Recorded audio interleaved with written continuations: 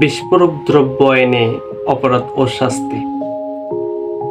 বিস্ফোরক দ্রব্যাদি আইন 1908, দি এক্সপ্লোসিভ সাবস্টেন্সেস অ্যাক্ট 1908 এর সংজ্ঞা অনুসারে বিস্ফোরক দ্রব্য বলতে বিস্ফোরণ ঘটানোর উদ্দেশ্যে ব্যবহৃত যে কোনো বস্তু, কাঁচামাল বা যন্ত্র সামগ্রী ইত্যাদিকে বোঝানো হয়।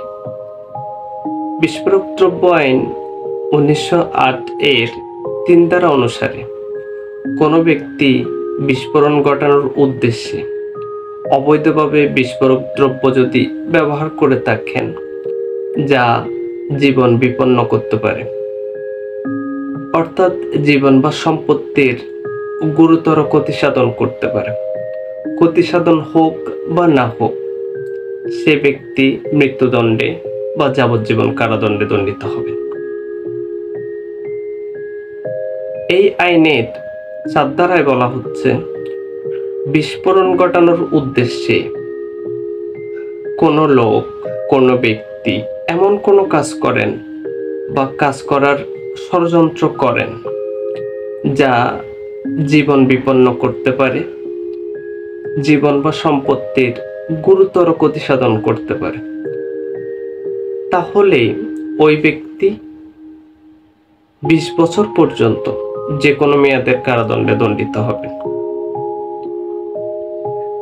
রাজনৈতিক গণ্ডগোল বা রাজনৈতিক মামলায় যে ককটেল ফাটানো ইত্যাদিও বিস্ফোরক দ্রব্য আইনের অধীন অপরাধ হিসেবে গণ্য হবে। বিস্ফোরক দ্রব্য যদি কোনো ব্যক্তি নিজ হেফাজতে রাখেন তাহলেও তিনি একটি অপরাধ করেছেন মর্মে বিবেচিত হবেন, অর্থাৎ বিস্ফোরক দ্রব্য নিজ হেফাজতে রাখাও একটি অপরাধ।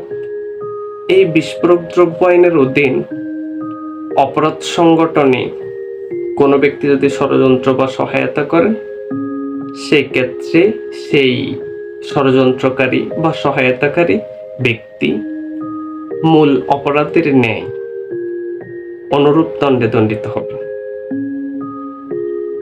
ধন্যবাদ, ভালো থাকবেন।